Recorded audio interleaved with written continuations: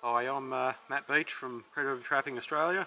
I'm just going to set a jake trap here today, just to show you how I bed a trap. I was recently in Texas with Clint Locklear. He was quite surprised at the way I did things, so I thought I'd put together this video just to show everyone the way I do it. I'm not sort of going to try and convince everyone this is the only way to do things. It's just another way to bed a trap, and give it a go, see what you think. Okay, this is the equipment that I'm going to use. Here's the jake trap, unmodified, exactly as it comes straight out of the box. I've got my pan cover here.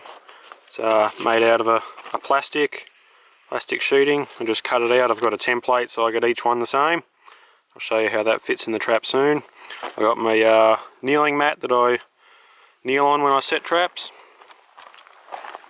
Over here got the sieve, the trapper's hoe, pliers, all sorts of uses, 3/8 spanner used for adjusting pan tension on the jake trap, and then this is my other little tool that I'll use when I bed the trap, and you'll see how that works in a second.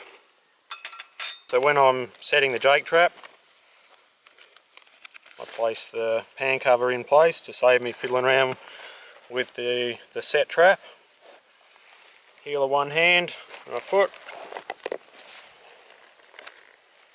and under the loose jaw, and it's set, good to go. We've got the pan cover under each jaw, all sits neatly, nicely, doesn't buckle up too much. Different traps have different, would suit different materials or different pan cover designs, but this works really well for the jake trap. I've got pan tension set around 5 pounds, just for the dingo crosses, the wild dogs we're dealing with. That's pretty much an optimum pan tension that I've found. Always gets those nice pad above the pad catches, and it's worked well for me. Now that I've got the trap set, I'm just going to, it's only a mock-up set, this one, it's not one I'm actually going to leave set. It's based on a natural scent post, so wild dogs work along these bush tracks, and just naturally marking trees as part of their territory marking thing. So yeah, I set a lot of traps at these type of places. Looking at sort of somewhat of a walk-through set, angling in, angling out again. First thing, scrape back some of the leaf litter that we can use afterwards to help blend the trap. Try and keep disturbance down to a minimum.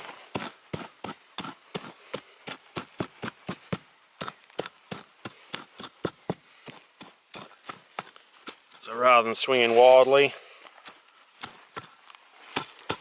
just do some careful digging. This soil's pretty nice compared to some of the stuff that I often trap in. Not just for the levers.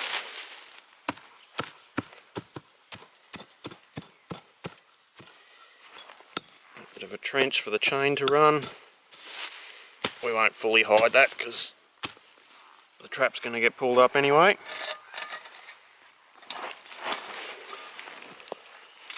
All the dirt goes into the sifter. Again, trying to keep that disturbance to a minimum, which is probably the main reason for the canvas mat. Just keeps all that loose dirt from spreading out all over the place.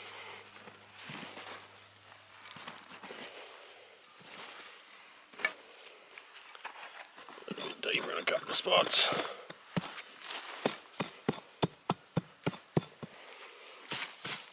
Now each trap has sort of a optimum shaped trap hole, which you work out over time. I guess what's different about the way I bed traps is I bedding on a solid base rather than putting some loose dirt back in there.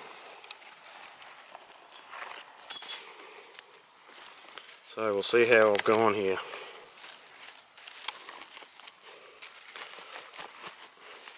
The trap's sitting nicely there. Just for the exercise, we'll hide this chain a little bit. Hiding off the side. Sieve the dirt.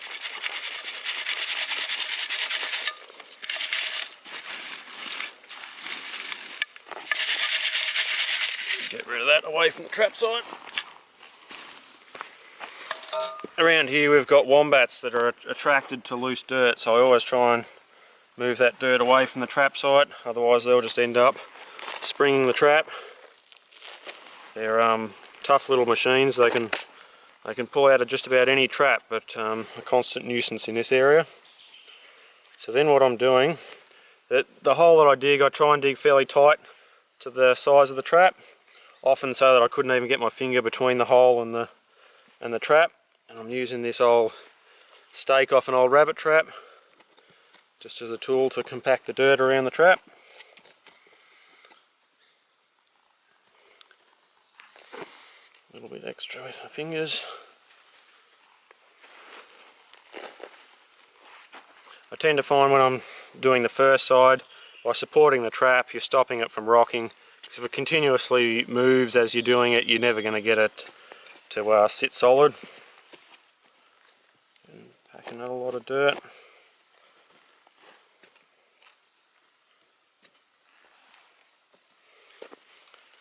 Another pack with the fingers. And so as you can see, there's absolutely no movement there at all. Doesn't matter where I push, that trap is bedded solidly. Final job is the covering. And with 5 pounds pan tension, you don't have to worry too much about your fingers. Obviously being very careful over the pan area. After a while you get used to the exact location of that pan, so I'm fairly confident in using my fingers and the rest of my hand to compact that dirt around.